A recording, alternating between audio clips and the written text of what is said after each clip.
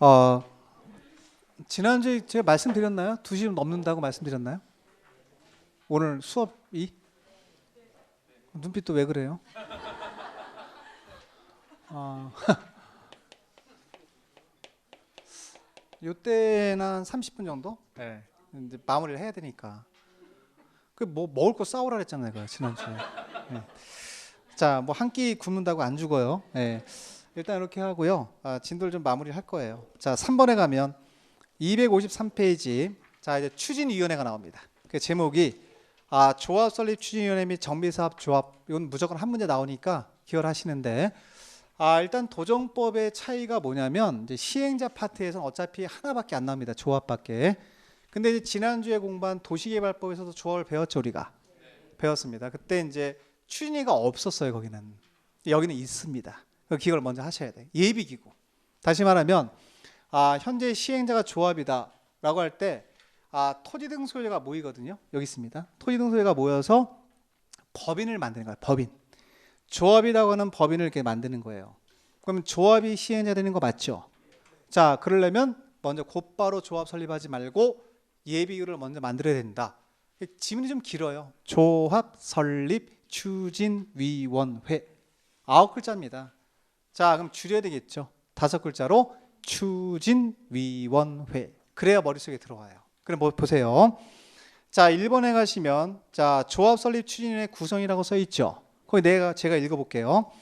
자, 조합을 설립하려는 경우에는 정비구역 지정구 시후.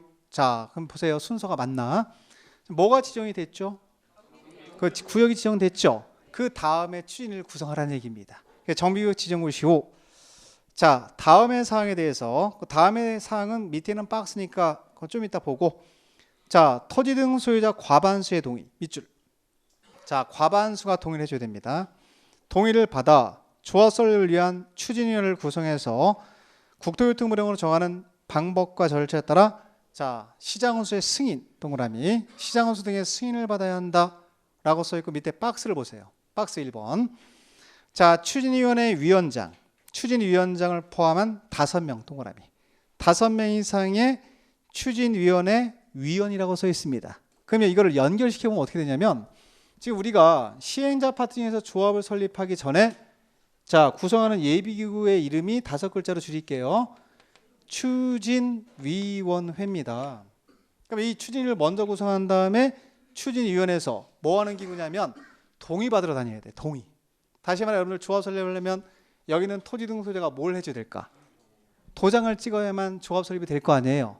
그러면 추진위원회가 뭘 받으면 동의를 받고 나서 자, 조합 설립 인가를 받는 겁니다. 동의를 받아야만 조합 설립이 인가가 떨어져요. 그러면 동의받기 위해서 설립하는 예비기구의 성격. 자, 그 예비기구를 뭐라고 하냐면 추진위원회라 그래요. 많이 들어보셨을 거예요, 여러분들. 그럼 여기는 위원장이 필요할까, 필요 없을까? 필요해요. 그럼 위원장 포함해서 하나, 둘, 셋, 넷, 다섯. 몇 명? 5명. 숫자 많이 바꿔요. 그래서 지금부터는 추진이라고 하시면 돼. 그 5글자니까 5명이 필요해. 위원장 포함해서 5명 이상의 위원이 있어야 되고, 그리고 나서 제가 위원장 하겠습니다. 그랬어요. 근데 아무도 도장을 안 찍어줘. 그럼 사업 못하는 거야. 과반수가 동의를 해줘야 돼. 과반수. 자, 그럼 토지 등 소유자가 반수가 넘어야 된다는 얘기잖아요. 그분들이 열심히 해보세요라고 도장을 찍어줬어. 구성이 된 겁니다. 그 다음에 이제 행정청 찾아가서 승인 받아야 되겠죠. 그러니까 행정청은 무조건 시장훈수예요, 여러분들. 도정법은. 이런 것들 지금 외울 필요 없어요. 몇 번 하다 보면 시장훈수가 100%다 합니다. 그럼 시장훈수 등의 승인을 받으면 구성이 된 거죠. 그럼 추진위가 구성이 된 거잖아요, 여러분들. 자, 그래서 승인 받으면 된다. 여기 핵심은 요거 3개. 그럼 추진위를 구성하려면 몇 가지 요건 필요합니까? 그러면 3가지. 첫 번째는 위원장 포함해서 몇 명? 5명 이상의 위원이 필요하고, 이 위원장 포함해서 위원에 대해서 토지 등 소유자 과반수가 뭘 해줘야 되고, 동의를 해줘야 되고, 동의받은 다음에 시장원수한테 가서 승인을 받으면, 예비기구니까 승인받는다 이렇게 표현합니다. 자, 승인을 받으면 이게 구성이 되는 거예요. 뭐가 구성된다? 추진위원회. 이렇게 이해하시면 돼. 자, 그리고 자, 뭐 2번에 가면 동의의 승계 나오죠. 그럼 이건 무슨 얘기냐 보세요. 편하게 들으세요. 자, 여기서 추진위원회 구성하려면 토지 등 소유자 과반수가 위원에 대해서 동의를 해줘야 되죠. 갑자기 도장 찍어줬어. 자, 그러면 여기서 받는 동의 있지? 이 동의도 자동적으로 도장을 찍어준 걸로 보는 거예요. 동의의 승계라는 게 그런 겁니다. 그러면 여기는 도장을 두 번 받을 필요 있나 없나? 없어요. 그럼 신속한 동의 받을 수 있어요 없어요? 있잖아요. 한 번 도장 찍으면 조합 설립에도 동의한 걸로 보는 거예요. 그렇게 이해하시고 간단히 확인하시고 내려가시면 됩니다. 자, 2번 내려가면 자 거기 2번이에요. 2번 동의의 승계는 됐고, 자 추진위원회의 기능이라고 해서 양가로 1번에 가시면 추진위원회 업무가 나오죠. 자 업무 나오는데 그 중에서 4번 하나만 체크하면 돼요. 지금 단계에서는 거기 보면 4번에 뭐라고 써있냐면 조합 설립 인가를 받기 위한 무슨 업무? 준비 업무. 이게 뭐 하는 거예요? 동의 받으러 다니는 거예요. 동의 받으러. 똑똑똑. 누구세요? 추진위에서 나왔는데요. 왜요? 도장 좀 찍어주세요. 이 역할을 하는 겁니다. 결국은 여기선 추진위원회가 조합을 설립하기 위한 예비 기구의 성격이 있다는 걸 볼 수 있죠. 그 준비 업무하는 기구예요. 준비 업무. 조합 설립 인가를 받기 위한 준비 업무. 도장 받으러 다닌다 이렇게 이해하시면 돼. 그 역할하는 기구의 이름을 5글자로 뭐라고 한다? 추진위원회. 그리고 넘기세요. 자 다음 자 넘기시면 자 3번에 추진위원회의 조직 및 운영이 있습니다. 조직 및 운영. 자 거기 1번은 좀 신경 써서 봐야 될 게 뭐냐면 추진위원회는 추진위원회를 대표하는 위원장이 있을까 없을까요? 위원장 한 명이 있고, 자 그리고 나서 감사를 둔다고 써 있습니다. 감사의 동그라미. 자 여기는 여러분 특징이 뭐냐면 이사가 없어요. 자 지난주도 말씀드렸지만 조합이 설립되면 임원이 3명의 형태가 있죠. 조합장이 있고 이사가 있고 감사가 있었어요 우리가. 근데 지금 여기 보세요. 여기는 집행기구입니까? 예비기구입니까? 예비기구는 집행 능력이 있는 이사는 필요 없죠. 그래서 요 감사 대신에 이사 나오면 X 하셔야 돼. 그러니까 여기는 위원장 한 명하고 누구밖에 없다? 감사. 그럼 이사는 누가 설립되고 나서, 조합이 설립되고 나서 들어오는 거다 이렇게 이해하시면 돼. 결론은 여기는 위원장이 조합이 설립되면 누가 될까요? 조합장 되는 거예요. 이사하는 사람 있죠? 그냥 이사하면 돼. 감사하는 사람 감사하면 되는데 여기는 이사가 없으니 여기서 새로 선임하면 되는 거지. 그럼 결론은 조합이 설립되면 여기서 뭘 유추할 수 있습니까? 조합의 임원이 누구 있다. 조합장도 있고 이사도 있고 감사가 있다. 이걸 비교 정리 간단히 하시면 됩니다. 그럼 이사는 조합 붙어 있는 게 맞지요? 네, 이렇게 정리하시면 돼. 자, 그거 하나 말고는 볼 거 없습니다. 운영규정, 경비납부, 자 업무의 보고와 승계 이런 것들은 읽어보시면 돼. 그 업무의 보고와 승계라는 얘기는 뭐냐면 자 여기 보세요. 추진위원회가 구성됐습니다. 그러면 여기서 행한 모든 업무, 권리와 의무는 자 결국은 조합이 설립되고 나면 조합으로 포괄승계 되는 거지. 결국은 나중에 조합이 설립되면 그동안 행한 모든 업무는 누가 승계한다? 조합이 모든 권리를 승계하는 거야. 이걸 4글자로 포괄승계라고 불러요. 유리한 것만 승계하고 불리한 건 승계 안 합니다. 이게 말이 안 돼. 유불리를 떠나서 모든 권리와 의무를 승계하게 돼 있습니다. 그럼 모든 권리와 의무를 추진위원회에서 행한 모든 권리와 의무를 누가 승계하니까? 조합이 승계하니까 이건 이제 없어지는 거지. 없어지면서 요 조합이 누가 되는 거냐면 시행자가 되는 거예요. 그렇게 이해하시면 돼. 됐고, 자 그렇게 정리하시고 4번, 5번은 그런 뜻이에요. 참고로 읽어보시면 되고, 자 밑에 내려가면 4번에 별표하시고 조합 설립 인가 단계로 넘어갑니다. 작년에 문제 여기서 또 한 문제 나온 거잖아요. 요 3개 맞추면 되는 거예요.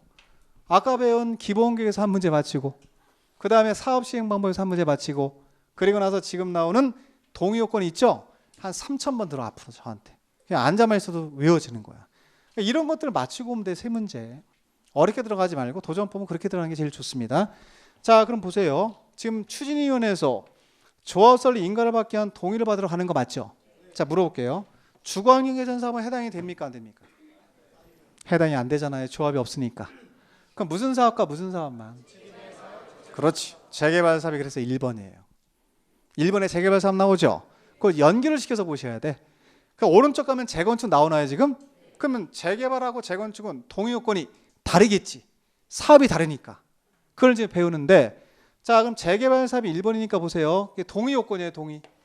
자 조합 설립 인가 신청 들어갈 때는 자 정관만 들어가면 안 되고 동의서가 들어가야 됩니다. 그때 동의 요건을 밑줄 한번 거놓고 확인해 보시면, 자 재개발 사업의 추진위원회가 조합을 설립하려면 오른쪽에 있습니다. 자, 토지 등 소유자 거기부터 현관세 미치고라는 거죠. 얼마 이상? 4분의 3 이상 동의가 필요하고요. 그 다음에 면적은 얼마냐면 2분의 1 이상의 동의를 받아야 한다. 이게 이제 작년에 29회 때 그대로 나온 거죠. 이런 거 맞추시면 돼요. 자, 그냥 저는 이걸 개인적으로 자 4, 3, 2, 1 이러면 머릿속에 안 들어오니까 뒤에부터 1, 2, 3, 4로 외우시면 돼요. 1, 2, 3, 4. 뒤에부터 1, 2, 3, 4. 또 졸다 일어나서 앞에부터 1, 2, 3, 4 하면 안 돼요. 네. 그리고 여러분이 고민하는 게 앞에가 토지 등 소유자거든요. 뒤에가 면적이거든요. 그걸 바꾸진 않아. 우리 시험엔. 그냥 숫자만 외우고 들어가면 돼요. 그래서 이거는 앞에를 뭐 면적으로 바꿔서 그렇게는 안 내요, 우리가. 앞에 그냥 토지 등 소유자 준단 말이에요. 그러면 숫자만 딱 맞나만 확인하시면 돼. 그렇죠. 그럼 토지 등 소유자는 얼마? 4분의 3 이상의 도장을 찍어줘야 된다는 얘기고. 면적은 얼마? 2분의 1. 반 이상의 도장을 찍어주면 인가가 떨어진다는 얘기입니다. 어쨌거나 중요한 건 뭐예요? 이 숫자를 외워야 돼요, 우리가. 아, 이게 본질이잖아, 여러분들. 우리 공인중개사가 이 정도는 알아야 된다는 얘기죠. 그래서 이건 외우실 때 1, 2, 3, 4. 재개발 사업 동의를 받게 한 인가를 받게 한 동의 요건. 이거 1년 동안 외울 거야. 1년 동안 이렇게 외웠는데 못 외운다. 문제가 심각해요. 이렇게 외우시면 되고. 자, 재건축이 좀 복잡합니다. 그럼 재건축은 여러분들 재개발하고 약간 차이가 있는 게 뭐냐면 재건축은 주택단지에서예요. 주택단지에서. 그럼 주택단지에서 한다는 얘기는 단지 내에서 한다는 얘기니까 아파트 단지 내에서 하거든요. 이렇게. 그럼 보세요. 아파트 단지가 이게 일단 전제에서 출발하셔야 돼요. 물론 주택단지가 아닌 지역이 포함될 수 있지만 지금은 주택단지 안에서 하는 걸 기준점으로 잡아서 정리하는 게 맞습니다. 그럼 생각해 보세요. 이게 아파트 단지면 101동, 102동 있나 없나? 있잖아요. 이렇게 101동, 102동, 103동 이렇게 있단 말이에요. 자, 그러면 한 개 동씩 동의를 먼저 받아야 돼요. 동별로. 자, 동별로는 과반수 동의를 다 받아와야 돼. 그럼 여기는 101동이 됐건 102동이 됐건 103동이 됐건 한 개 동별로 다 받는 동의 요건이 필요해 먼저. 그러면 이 주택단지 안에 있는 동별로 101동, 102동, 103동, 105동 전부 다 과반수가 동의를 해줬어. 그러면 여기서 끝나면 안 되고 동의를 한 번 더 받아야 돼요. 주택단지 전체를 대상으로도 받아야 됩니다. 전체에 대한 동의 요건은 4분의 3 플러스 4분의 3 이상의 동의가 필요해요. 그러면 재건축은 동의 요건이 좀 까다롭다는 얘기입니다. 첫 번째는 동별 동의 요건도 갖춰야 되고 동별로 동의 요건 갖췄다면 동별이 아닌 전체에 대한 동의 요건도 필요하다 이렇게 이해하시면 되지. 그래서 거기 보시면 동그라미 1번에 있는 내용인데 거기 자 체크를 좀 하세요. 자, 동그라미 1번도 있고 2번도 있는데 2번은 지금 하는 거 아닙니다. 1번 하나만 먼저 하는 겁니다. 자, 제가 읽어볼게요. 재건축 사업의 추진위원회가 조합을 설립하려는 때는 주택단지에 주택단지라는 용어 썼죠 지금. 그럼 아파트 단지 이렇게 이해하시면 돼. 그러면 주택단지의 공동주택의 각 동별 동그라미 동별 101동, 102동, 103동 한 개 동별로 말하는 겁니다. 자, 그럼 동별 구분 소유자 과반수 동그라미 쳐야지 과반수 동의와 자 주택단지 전체 구분 소유자 그러면 동별로는 과반수의 동의를 받아야 되고 그런 뜻이에요. 동별로는 과반수 동의 받아야 되고 두 번째 전체로는 어떻게 동의 받아야 됩니까? 그러면 앞뒤가 똑같아. 그냥 4분의 3 플러스 4분의 3 하시면 돼. 그러면 자 전체 구분 소유자의 4분의 3 이상 및 면적 얼마 이상 4분의 3 이상의 토지 소유자의 동의를 받아 시장호수 등의 인가를 받아야 한다 이렇게 써 있습니다. 이걸 우리가 인가를 받기 위한 동의 요건이라고 표현하는 겁니다. 그러면 여기 있는 분들이 이렇게 동별로 과반수가 도장을 찍어줘야 되고 주택단지 전체로는 얼마 이상의 도장을 찍어야 되죠? 4분의 3 이상의 도장을 찍어주면 그때는 인가권자의 시장호수가 인가를 내준다는 얘기죠. 그럼 인가를 받습니다. 그러면 조합이 설립이 되겠죠. 물론 여기서도 정비사업조합도요. 여러분들 이게 법인격이 있기 때문에 인가받으면 성립한다 그러면 X하고 오셔야 돼. 지난주에 도시개발조합 할 때도 마찬가지로 인가받고 나서 이거를 해야 돼요. 등기하면 성립한다가 똑같이 성립되는 거예요. 그러면 인가받고 나서 설립 등기까지 해서 설립이 됐다. 그럼 시행자로서 확정이 된 거 맞죠? 맞습니다. 그러면 종전에 행한 추진위가 행한 모든 권리와 모든 의무를 누가 승계한다? 조합이 포괄 승계하는 거예요. 그렇게 이해하시면 돼. 승계라고 하는 건 특정 승계도 있고 포괄 승계도 있잖아요, 여러분들. 포괄 승계의 개념이죠. 모든 권리와 모든 의무를 승계하게 해서 시행자가 되는 겁니다. 조합이. 그거 꼭 외워놓으세요. 그거 꼭 외워놓으셔야 돼. 자, 재개발은 어떻게 동의요건이 어떻게 됩니까? 인가를 받기 위한 동의요건. 자, 처음은 잘 안 돼, 그죠? 자꾸 연습을 하셔야 돼. 1, 2, 3, 4. 뒤에부터 1, 2, 3, 4. 자, 그리고 재건축합니다. 주택단지 안에서 합니다. 라는 걸 먼저 정리를 하신 다음에 한 개 동씩 동의를 받아야죠. 동별론 과반수. 전체는 어떻게 돼요? 4분의 3 플러스 4분의 3. 이상이 동의를 해주면 시장은수한테 인가를 받아 조합을 설립할 수 있다. 이렇게 이해하시면 돼. 이게. 자, 그리고 밑으로 내려가서 5번 끌고 내려가 보세요. 자, 조합의 법인격이라고 해서 법적 성격. 자, 이 정비사업 조합도요, 여러분들 도시개발 조합이랑 마찬가지로 법인이야, 법인. 자, 그럼 법인이란 얘기는 결국은 성립 요건이 등기입니까, 인가입니까? 등기하면 성립이 되는 거죠. 그래서 성립식이 밑에 있어요.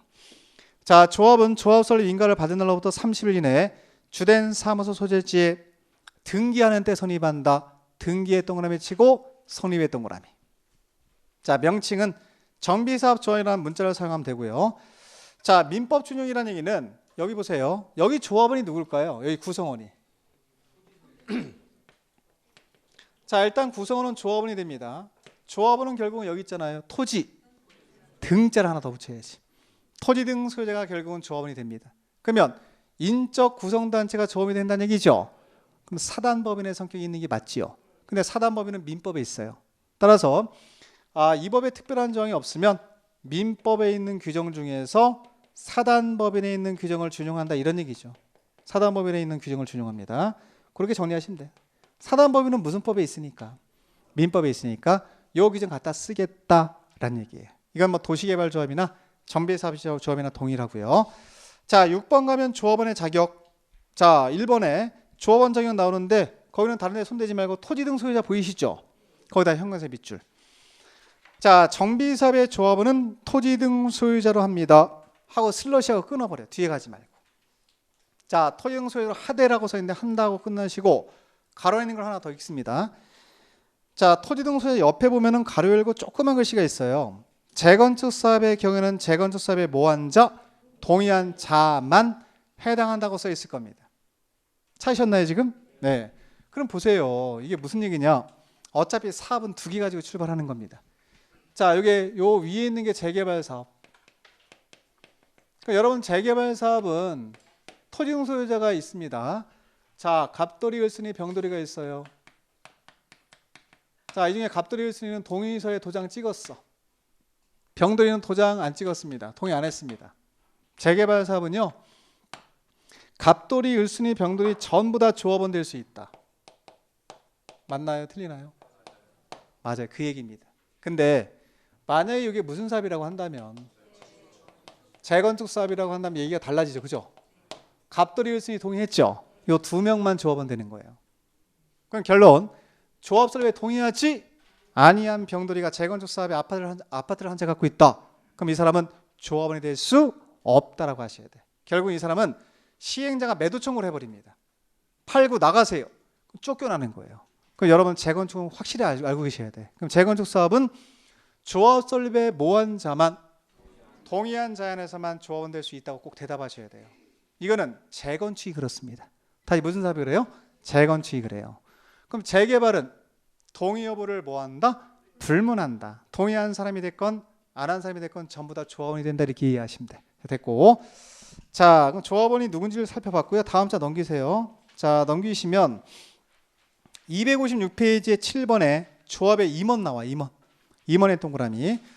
자, 그럼 임원은 지금 자연스럽게 연결이 사실 돼야 되거든요. 그럼 여기 보시면 여기 조합장이 있고, 만나보세요. 조합장 여기 있습니다. 자, 그리고 누구 있죠?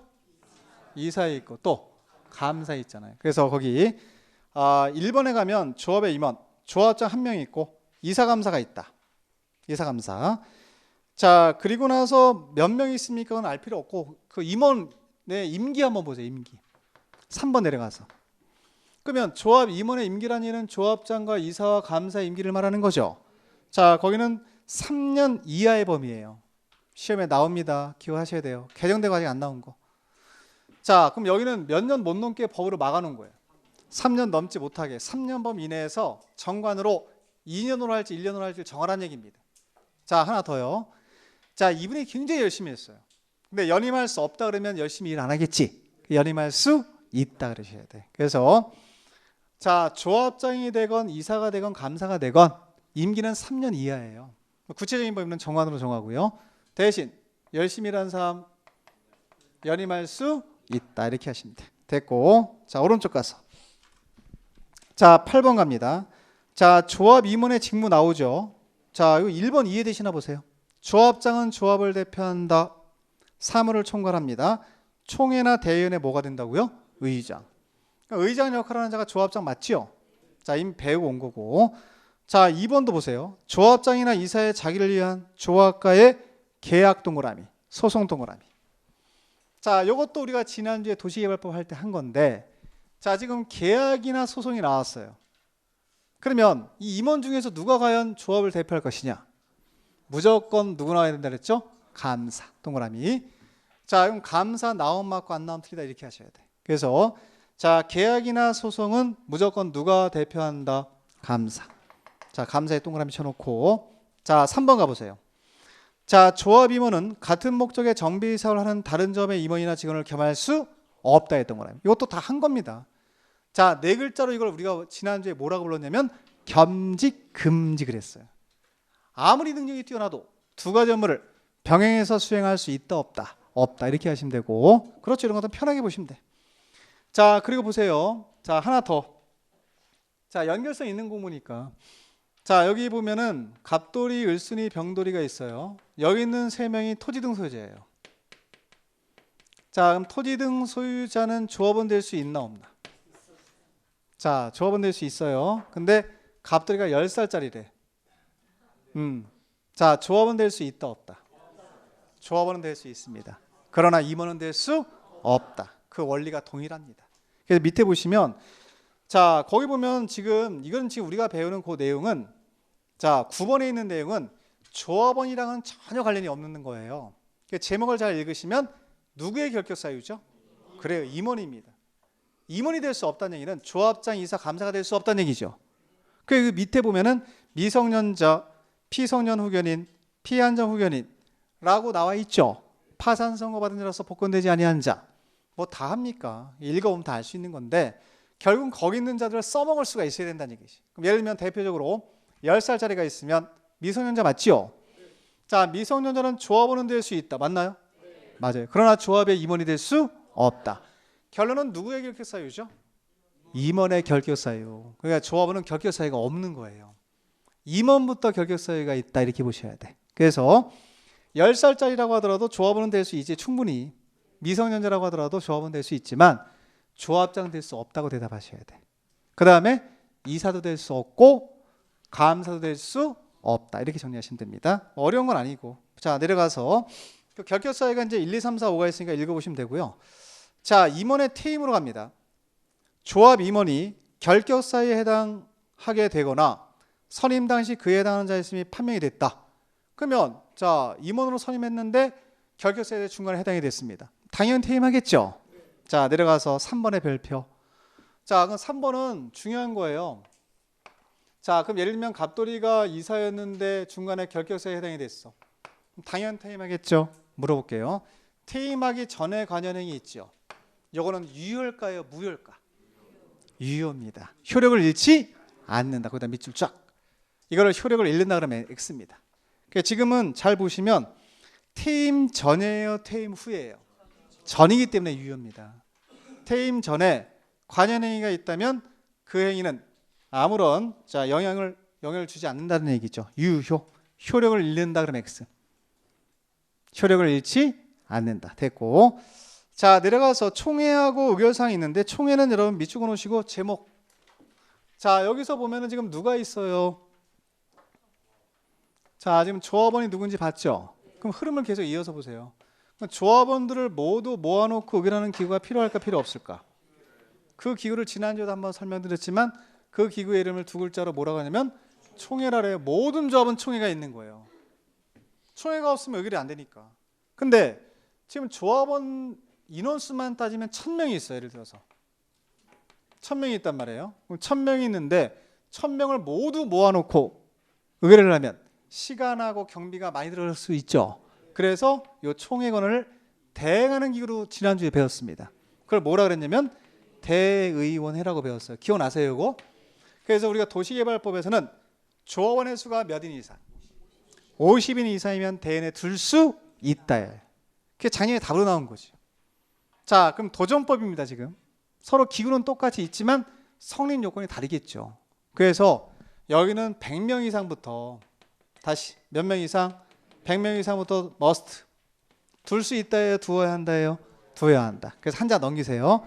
총회 뭐 들여다보지 말고 다음 자 넘기면 11번에 대연에 보인단 말이에요, 여러분들. 거기 1번에다 별표하고 꼭 기억을 하셔야지. 거기. 자, 그럼 여러분들 지금 보시면 대연의 성격은 대연에는 총회 권한을 뭐 하는 기구죠? 대행하는 거예요, 여러분들. 그럼 예를 들면은 자, 예산 집행 같은 거 하려면 여기 조합원들 다 모아놓고 의뢰를 해야 되잖아, 우리가. 여기서 해야 되는데 시간이 너무 많이 걸리는 거야. 그래서 다 오시지 마시고 바쁘시면 대연 보내세요라고 해서 대연이 와서 라는 기구를 둘 수 있다라고 배운 게 지난주에 도시개발법. 거기는 50인 이상부터 둘 수 있는 임의적 기구였어요. 일주일밖에 안 됐잖아요, 그죠? 기억나셔야 되고. 입에서 도정법상 대연회가 나오면 몇 명 이상? 100명에 100명. 100명. 거기 보시면 자, 설치 의무라고 써 있습니다. 조합원의 수가 100명 이상인 조합은 100명의 동그라미 쳐야지 기준점. 자, 그러면 조합원이 100명 이상이 된다면 대연회는 임의적 기구입니까? 필수기구입니까? 필수기구로 바뀌는 거예요. 둘 수 있다, 두어야 한다. 두어야 한다. 거기다 배꼽에 힘을 주고 팡 얘기를 해야 돼. must. 의무상으로 바뀌는 거지. 이런 것들은 자꾸 연습을 좀 하셔야 되고요. 자, 그리고 나서 2번 됐고 3번에 가면 자, 3번이 잘 나와요. 조합장이 아닌 임원은 대연이 될 수 없다. 딱 한 줄짜리인데 엄청나게 많이 나오는 거지. 다시 말하면 지금 보시면 자, 여기 보세요. 조합 임원이 몇 명이 있어요? 3명. 조합장이 있고 이사 있고 감사 있죠. 자, 여기서 뭐라고 써 있죠? 지금 조합장이 아닌 임원이라고 써 있지. 그럼 조합장이 아닌 임원이면 누구하고 누구죠? 요 두 명은 대연될 수 없다는 얘기입니다. 그럼 결론은 임원 중에서 유일하게 대연될 수 있는 자가 한 명밖에 없다는 얘기죠. 조합장만 될 수 있어요. 조합장 가서 의장해야 돼. 그러면 조합장은 대연될 수 있고 누구하고 누구는 이사 감사는 대연될 수 없다. 왜 그러냐면 여러분 조합장, 이사, 감사는 조합에서 영향력이 세죠 지금. 이 세 명이 가서 뭐예요? 대연 가서 세 명 다 갈 수 있다라고 하면 대연을 좌지우지할 수 있나 없나? 있어요. 그래서 이 세 명에서 이 조합이 자 좌지우지 될 수 있기 때문에 권한을 지금 제한하는 거라고 보시면 돼. 그러면 누구는 가지 마라. 그렇지, 이사 감사 가지 마라. 제한한다고 보시면 돼. 조합장 혼자 가서는 힘을 못 쓰겠지. 그 얘기입니다. 그래서 요 부분은 꼭 기억을 하셔야 돼. 누구를 제외한? 조합장을 제외한 누구하고 누구는 이사 감사는 대연될 수 없다. 그럼 대연될 수 있는 임원은 한 명밖에 없다는 얘기죠. 그렇죠. 조합장만 될 수 있다 이렇게 이해하시면 되고. 자, 그 정도 하면 충분합니다. 기초과정에서. 자, 그러면 가장 중요한 조합을 했고 보세요. 이제 조합이 시행자로 확정됐습니다. 자, 그럼 보세요. 시행자로서 확정된 게 지금 누구예요? 조합이 됐죠. 근데 우리가 원래 시행자는 누구도 있고 누구도 있지? 공공도 있고 민간. 그럼 어쨌거나 지금은 세밀하게 조합을 받지만 공공이 되건 민간이 되건 사업 시행자가 한 명이 정해졌다는 얘기죠. 그럼 잘 보세요. 대상 지역도 있고 구역도 지정됐고 시행자도 정해졌어요. 그럼 이제 시행자가 기존에 있던 자, 주택 아파트를 철거하고 몇 층짜리 아파트 짓겠다라는 계획이 필요할까 필요 없을까? 필요하죠. 자, 이게 국계법이나 도시개발법으로 말하면 시시계획하고 똑같은 개념이라고 보시면 돼. 근데 지금 여기는 도시개발법 같은 경우는 토지를 어떤 형태로 개발하겠다가 중심이었다고 한다면 여기 도정법에서 정비사업은 기존의 건물이 있어요, 없어요? 있는 건물을 철거하고 새 아파트를 거기다 몇 층짜리 짓겠다. 그 앞에 도로 몇 차선 도로 설치하겠다. 라는 계획서가 필요하겠죠. 그 계획서의 이름을 6글자로 사업시행계획이라는 용어를 또 새로 쓰는 거야 지금. 그 밑에 사업시행계획 보이시나 지금? 그걸 자꾸 읽어야 돼요. 여기서 말하는 사업 시행 계획은 용어가 바뀌었지만 시시하고 똑같은 개념이에요. 구체적인 사업 계획서를 말합니다.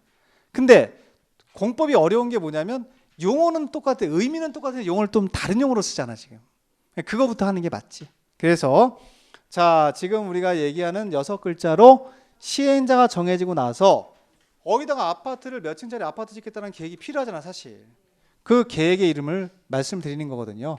그 계획의 이름을 뭐라 그래요 여러분들?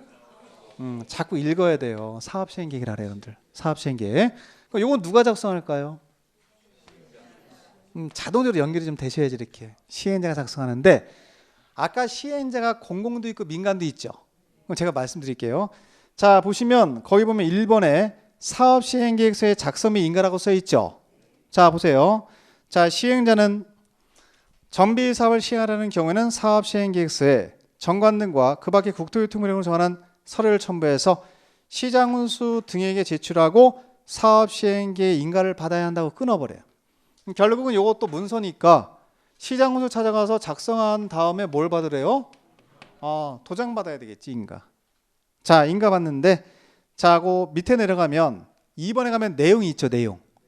2번에 내용이 있을 거예요. 그 여러분 내용은 옆에다 권리 X라고 써놔, 권리. 권리가 아니라 분양 X라고 써놔. 분양받을 권리. 분양이란 내용 빼고는 다 들어가 있어. 자, 요게 키워드예요. 사실은 여러분들 사업시행계획서의 내용이 이거 말고도 엄청나게 많아. 11가지가 넘거든. 15가지 이상이 됩니다. 근데 여러분들 이걸 다 앞다퉈서 토정, 임세, 사 어쩌고저쩌고 외운다. 그건 절대 있을 수 없어. 결론은 사업시행계획에 들어가지 않는 거는 기억을 해야 돼요. 분양에 관한 내용은 여기 안 들어갑니다. 다시 뭐에 관한 내용은 안 들어가요? 분양. 그 이게 무슨 얘기인지를 이해를 하셔야 되는데, 자 보세요. 지금 시행자가 자 정해졌습니다. 그럼 지금 기존에 있는 건물 철거했어요, 안 했어요?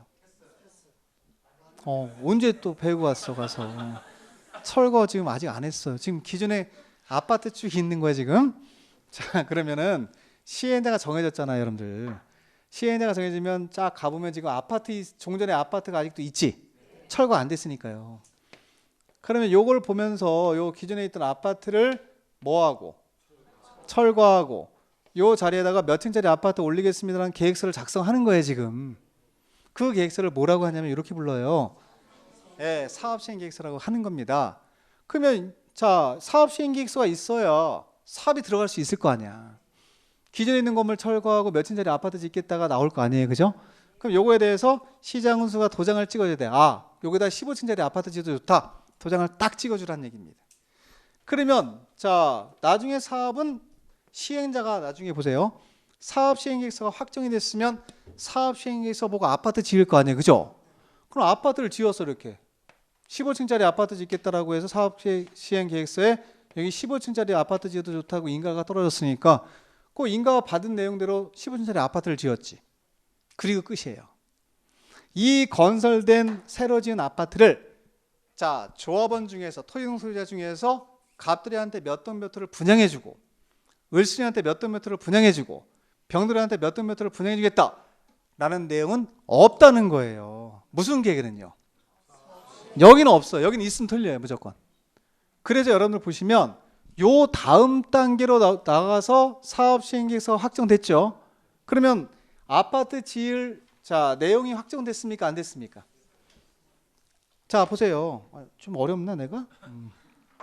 사업시행계획서가 확정이 됐다는 얘기는 어디다가 아파트 몇 층짜리 아파트 짓고 그 앞에 도로를 몇 층 도로 설치하겠다는 계획서가 확정된 건 맞죠?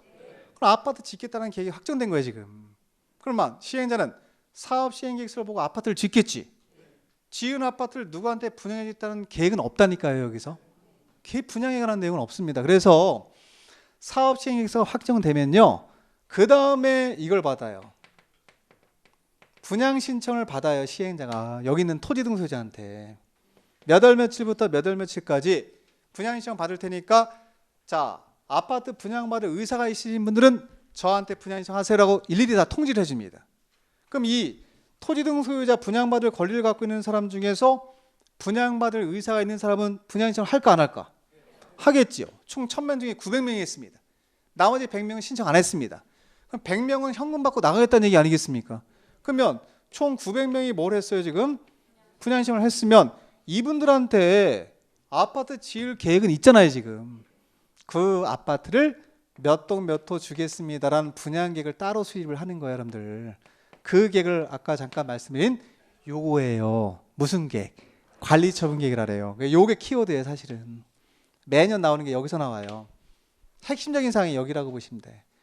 그러면 관리처분 계획은 네 글자로 이 관리처분 계획 내용 속에 뭐에 관한 내용이 포함될까요, 여러분들?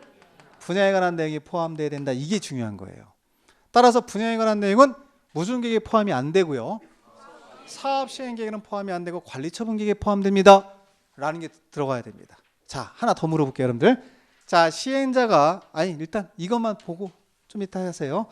자, 시행자가 지금 기준에 있는 주택을 철거했습니까? 건물을 철거했습니까? 안 했습니까? 안 했죠. 그러면 분양 계획이 확정되고 나면 철거되는 거 맞죠? 그럼 이것도 인가받는 거지. 문서니까. 인가받고 나서 고시라면 확정되는 거 아니에요. 그죠? 그 다음이 사람들 내보낸 다음에 철거가 들어가는 거예요, 여러분들. 그럼 철거는 무슨 계획 인가받고 나서? 요거 대답하셔야지. 요거. 분양 계획이 확정되고 나서 철거합니다가 성립이 돼야 되죠. 철거 시기도 많이 물어봐요, 여러분. 그래서 원칙이 이렇게 되는 겁니다. 분양 계획이 확정되면 사람들 내보낼 수 있죠. 그 다음에 철거가 돼요. 철거는 관리처분계획 인가 후 기준의 건물을 철거해야 된다가 성립이 되는 겁니다. 그 절차예요. 그러면 큰 틀로 보셔야 된다는 거지 지금. 그럼 우리는 지금 아직 관리처분계획 수립하는 단계 전 단계에서 지금 우리가 절차가 진행되는 거잖아요 지금. 그 요게 바로 요거잖아요. 무슨 계획? 사업시행계획인데 자 하나 물어볼게. 편하게 대답하시면 돼. 자, 사업시행계획은 시행자가 작성하는 계획 맞죠? 시행자가 작성하는 계획 맞죠? 시행자 2명 있어요. 공공도 있고 민간도 있어요. 자, 공공은 믿어요, 못 믿어요? 믿으니까 동의 안 받아요. 민간은 못 믿죠? 그럼 사업시행계획서 작성한 다음에 동의서까지 들어가야 돼. 동의를 받아오라는 거야. 동의를 받아오라. 그래서 자 3번에 가면 사업시행의 동의라고 써 있을 거예요, 여러분들. 259페이지죠. 자, 259페이지 가면 거기 보면 사업시행의 동의라고 써 있고 동그라미 1번에 가면 토지 등 소유자가 재개발 사업한다. 그럼 토지 등 소유자가 지금 시행자라는 얘기거든요. 그럼 여러분 토지 등 소유자가 시행자면 민간입니까? 공공입니까? 민간이에요. 그 동의 요건 외우려고 그러지 말고 민간이니까 동의 받아야 되는구나 이렇게 이해하시면 돼. 나중에 살 붙이는 거거든요, 그거는. 그 다음에 2번에 가면 지정개발자 보이시죠? 여러분 지정개발자도 민간이라고 이해하시면 돼. 밑줄 그어놔요. 지정개발자. 그러면 원래는 자 조합이나 토지 등 소유자가 사업을 해야 되는데 물론 조합도 동의를 받아야 돼. 근데 조합은 시험에 나올 일이 없으니까 신경 쓰지 말고 민간들만 동의를 받는 거예요 지금. 그러니까 대표적으로 토지 등 소유자고 지정개발자를 쏘는 거지. 그럼 지정개발자도 외부에서 들어오는 민간이라고 보시면 되지. 그럼 예를 들어서 자 여기 민간인 조합이나 토지 등 소유가 사업을 하기가 좀 어려워. 그러면 외부에 있는 민간을 지정개발자로 지정해서 사업을 하게 할 수 있는 경우입니다. 어쨌거나 지정개발자도 민간이기 때문에 동의가 필요한 거예요. 어쨌거나 중요한 건 거기에 공공 들어가면 무조건 X 하셔야 돼. 그럼 시행자 중에서 누구일 때는 민간 사업 시행자가 뭘 작성했죠? 자 이렇게 대답해 보세요. 흐름만 찾아. 흐름만요. 자 시행자 중에서 민간이 지금 정해진 거죠. 그럼 사업 시행에서 작성할 거 아니에요. 인가 신청 들어가기 전에 동의서가 들어가야 된다는 얘기죠. 다른 사람의 동의를 받아서 인가 신청하면 도장 찍어주겠다 이런 얘기잖아요. 그럼 이런 동의 요건은 모든 시행자가 필요한 것이 아니라 누구일 때만 민간일 때만 필요하다. 그럼 이런 거 가지면 느낌이 좀 와야 돼요. 뭐 지급 보증 받아야 된다. 가서 동의 받아야 된다. 이런 것들은 전부 다 공공은 해당 사항이 없다는 겁니다. 그럼 전부 다 누구만 해당되는 거예요? 민간만 들어가는 거죠. 그 개념을 잡고 세부로 들어가서 중요한 걸 외우시면 돼 나중에. 그게 뭐 어떤 얘기인지 알아야 된다는 얘기죠. 또 하나 사업시행계획서 자체는 분야에 관한 내용은 포함되지 않는다는 게 중요한 거예요 사실은. 이거는 팩트입니다. 어디다가 아파트를 몇 층짜리 아파트를 짓고 그 앞에 도로를 몇 차선도로 설치했다라는 내용하고 끝나는 거예요. 그러면 그걸 맞춰가면 되는 거예요. 내용에 맞춰서. 그걸 외우는 게 아니라. 그러면 자 시행자가 사업시행계획서를 보고 기존에 있는 건물 철거한 다음에 새로 아파트 지었죠. 그러면 이제 분양은 무슨 계획을 보고? 요걸 보고 하는 거예요. 요거를. 자 무슨 계획을 보고? 관리처분 계획을 보고 공사가 다 끝나면 분양을 해주는 겁니다. 그러면 나중에 이거 해줄 거 아니에요. 이거 소유권 이전해 줄 거 아니에요. 이거는 무슨 계획에 따라서? 그렇지. 관리처분 계획에 따라서 하는 겁니다. 그런 것들은 외워서는 절대로 안 되는 것들이에요. 그러니까 전체적으로 내용이 정리가 되셔야 돼. 그럼 결론은 철거하기 전에 잡으세요. 시행자가 지금 철거를 하려고 그래요. 철거하기 전에 수립하는 계획이 두 개가 있죠. 그 전에 먼저 수립하는 게 무슨 계획이 있고? 사업시행 계획이 있고, 그 다음에 분양신청은 받은 다음에 그러셔야 돼. 받은 다음에 분양신청을 토대로 해서 관리처분 계획을 수립한 다음에 시장공사한테 인가받으면 확정되잖아요. 철거하고 새 아파트 지어서 관리처분 계획에 따라 분양을 해주는 거예요. 소유권 이전. 그 절차를 말씀드린 거야. 이거 좀 이해되시죠? 예. 그리고 4번 내려가서 관계 서류에 공람 및 의견 청취 나옵니다. 그러니까 이런 공람에다 동그라미 치면 공람이 이제 뭔지는 아시잖아요. 다시 말하면 여기서 자, 시장군수가 지금 인가를 하기 전에 주민한테 의견을 듣고 나서 인가, 도장을 찍으라는 얘기입니다. 근데 여러분 공람은 며칠? 그렇지. 그냥 알고 있는 거 믿고 계시면 돼. 며칠 이상? 14일. 자, 이젠 기초과정에서 공람금은 14일만 기억해도 됩니다. 물론 100%다 14일은 아닙니다. 30일짜리도 있는데 14일을 먼저 하는 게 맞아요, 순서가. 그래서 자, 우리가 아까 배운 요거 보세요. 기본교육에서 공람 배웠나요, 안 배웠나요? 여기 써 있어. 네, 며칠? 14일. 자, 공람은 14일만 가르쳐 드렸어요, 지금. 자, 그럼 여기서 한번 공람이 있었고, 그 다음에 무슨 계획 인가할 때? 사업시행계획 인가권자가 시장군수가 인가하기 전에 주민한테 의견을 반영한 다음에 인가내주라는 얘기입니다. 그때 또한 공람기간은 며칠? 14일. 그렇게 정리하시면 되시. 그럼 위치가 좀 잡혀요. 지금 왔다 갔다 하더라도 몇 번 잡으시면 된다는 겁니다. 그런 식으로 잡으시면 되고요. 자, 14일 이상 공람에서 주민 의견을 들은 다음에 도장을 꽝 찍고 나서 고시했죠. 그럼 확정된 겁니다. 여기다 아파트 15층짜리 아파트 지어도 된다 라고 확정이 된 거예요. 자, 그럼 한 장 넘기세요. 자, 한 장을 넘기면 261페이지 가세요. 자, 무슨 계획이 나올까요, 여러분들? 나왔잖아요, 이거 관리처분 계획. 왕별표, 왕별표. 한 문제 나와요. 제가 누누이 말씀드리죠. 나오는 게 중요하지 않습니다. 맞추는 게 중요합니다. 맞춘다 이렇게 쓰라는 거예요. 맞춘다. 나온다가 아니라 맞춘다. 그러니까 요거는 다음 시간에 한 40분 정도, 3, 40분 정도 해서 이거는 따로 독자적으로 한 문제 나오니까 요거에 대한 설명을 드릴게요. 네, 잠깐 쉬가겠습니다.